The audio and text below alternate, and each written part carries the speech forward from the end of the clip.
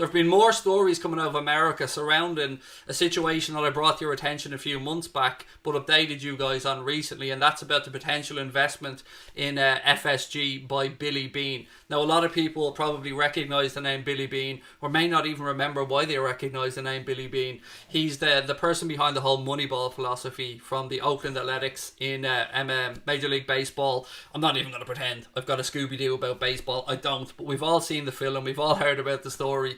The latest reports around Billy Beane say that he's ready to walk away from baseball and the Oakland Athletics and team up with John W. Henry and FSG. The report says that the pair are set to formalise their relationship and that Beane will switch his attention to football. Now, again, regular viewers from America will probably know that John W. Henry really tried his best to bring Billy Beane from the Oakland Athletics to the Boston Red Sox, but it just didn't work out. This situation has really taken off over the past week or two. I'm going to go into it in more detail as well. If you haven't seen the little segment I did on this, there's a clip that's going around on the channel right now that you can watch after the stream that explains the investment opportunity in more detail. So, the Echo had their football finance expert on, Kieran Maguire. You've probably heard me mention his name on the stream a few times. Excellent. And the Blood Red podcast, whenever Kieran Maguire's on it, certainly worth a listen to as well. And what I'm about to talk to you about now, came from that latest Blood Red podcast. So, this is what Kieran Maguire had to say about the FSG situation, what a potential stock market flotation could mean for the club. So here's what he had to say. FSG have run both Boston Red Sox and Liverpool Football Club very successfully, both from a financial point of view and a sporting point of view, but they've not seen any cash from that the clubs are effectively breaking even. They've been successful, they've delivered trophies, they're delivering full crowds, they're doing fantastic deals in terms of kit sponsorship and so on, but that's not turning the cash for the owners. By listing the club on the stock exchange, it allows the owners to sell 10, 20, 30% to other investors and generate cash that could be used, for example, for further expansion of Anfield, and instead of having to go to borrow money from the bank, this is effectively funded by a new tranche of shareholders. So those, I think, will be the benefits. Then he goes on to talk about some negatives, and he said the main downside is the stock market is pretty ruthless, and if you're a shareholder, you look for a return on your investment. Now, we've seen at Manchester United over the course of the last 5 years, they've been spending over £20 million per year giving dividends to their shareholders. That's on top of the interest on the loans. So every dollar that goes to shareholders or goes to a bank in interest is a dollar that isn't being invested on the field of play. So there's absolutely benefits and negatives to this. I want to go into it in a bit more detail now because the plan seems to be coming a bit clearer.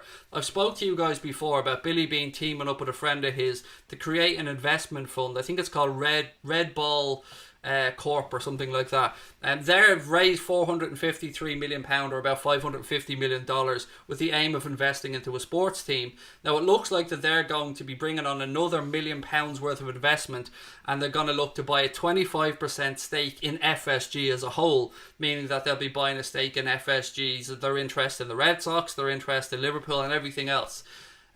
Remains to be seen if that's exactly the way the deal is going to be going. But what does that mean in broad terms for Liverpool Football Club? Well, it could mean a whole host of things. It could mean that Liverpool become almost a parent club to a load of smaller clubs. We could look to go the Red Bull franchise type of model, whereas Liverpool being top of the pile and we have feeder clubs out there. Seen Manchester City have done a similar thing. This could be Liverpool potentially trying to become a super club, if you want to call it that.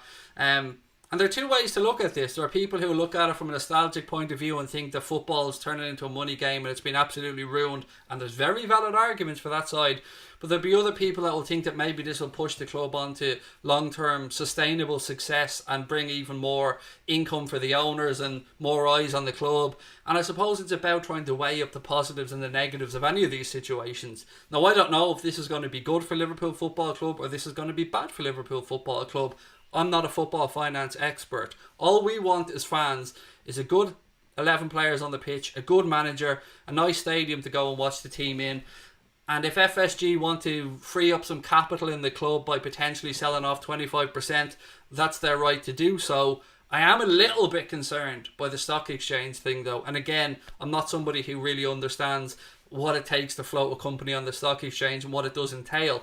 But Kieran Maguire certainly is, and to hear him talk about the United situation, which is a little bit different because from what I'm aware of, the owners, the Glazers, leveraged Manchester United to buy out the club, meaning they took a huge loan off the value of the club, or against the value of the club, and they have a lot of debt repayments to pay. Even if they're just paying off the interest of those, there's a lot of money gone out of Manchester United on top of what Kieran Maguire spoke about there, which is, of course, shareholders looking for a dividend, because, as he pointed out, the stock market is ruthless, and you don't invest out of nostalgia. When you get to that level, you're investing for a return, as he said. Now, our owners have been very patient, and their return will be from the sale of the club in the long term, or selling 10, 20, 30%. They bought the asset for about, 300 million quid, and right now we're valued at probably about $2 billion, something like that, about £1.5 billion.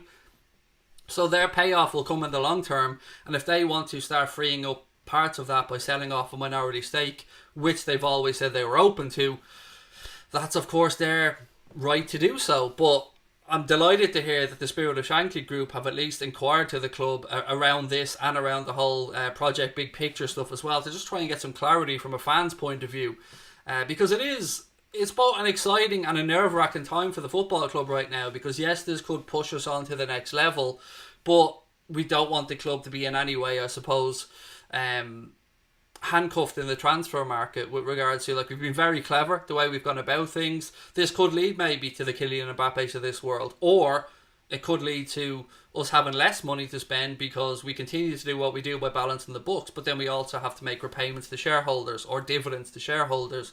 It's interesting. It's one that we've got to keep an eye on. I'd love to know what you guys are thinking about it. I'm sure there are people out there that have a lot more experience about this than myself, whether from maybe an American perspective, from what's happened with other clubs, that could help us out on this. So I'd love to know your thoughts in the comment section if you're watching this back later on, and of course in the live comments now.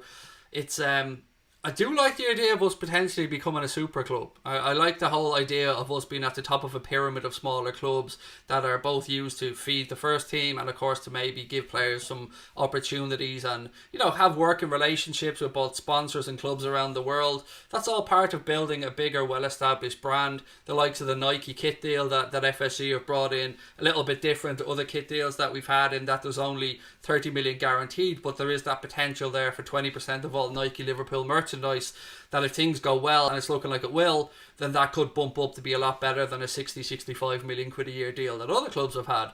So our owners have been very clever in what they've done, and they've probably earned some degree of trust, but Liverpool fans have been burned before, and we're always nervous when it comes to stuff like this. So I'm going to keep my eye on it. I'm going to try and figure out as much as I can from my obviously limited abilities here, because I'm not a finance expert. I'm a fan like everybody else. I just want the club to do well. So let me know your thoughts on that anyway, folks. I'm really intrigued to see if you've picked up something. Maybe you're an American viewer who's read something in the Wall Street Journal or something that I've missed out on, and you can shed a little bit of light on it. Genuinely would love to know.